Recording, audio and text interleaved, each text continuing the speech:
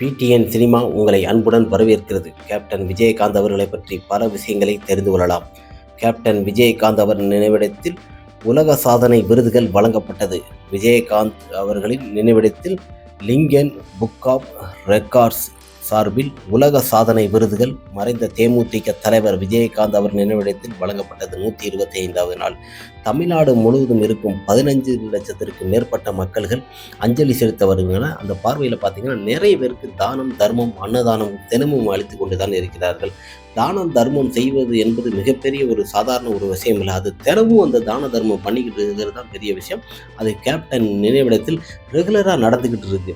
இந்த ரெகுலராக நடந்துக்கிட்டு இருக்க பெரிய ஒரு விஷயம் என்னென்னா, ஒருத்தரோட பசியை போக்குறது என்பது அது கேப்டனோட குணங்கள். இந்த குணம் கிடைத்ததை பொறுத்த வரைக்கும் மிகப்பெரிய ஒரு சந்தோஷம். அதனாலே கேப்டன் விஜயகாந்த் அவர்களுக்கு லிங்கன் புக் ஆஃப் ரெக்கார்ட்ஸ் என்ற சார்பில் மிகப்பெரிய ஒரு உலக சாதனை விருது முதலில் கேப்டன் விஜயகாந்த் அவர்களுக்கு தான் வழங்கப்பட்டது.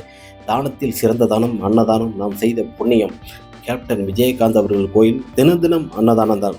வருவோருக்கு பசியை போக்கும் ஒரு இடமாக அமைந்துள்ளது நமது கோயம்பேடு அலுவலகத்தில் கேப்டன் விஜயகாந்த் அவர்கள் கோயில். என்றும் நம் கேப்டனை தெய்வமாக தரிசித்துக் கொண்டிருக்கும் பல கோடி மக்களுக்கும் தொண்டர்களுக்கும் மிகப்பெரிய ஒரு சந்தோஷம். கேப்டன் விஜயகாந்த் அவர்களுக்கு இந்த விருதை பெற்றுக்கொண்டார் பிரேமலதா விஜயகாந்த் அவர்கள். இன்றைய தினத்தில் மிகப்பெரிய ஒரு சந்தோஷம். கேப்டன் விஜயகாந்த் அவர்கள் வாழ்க.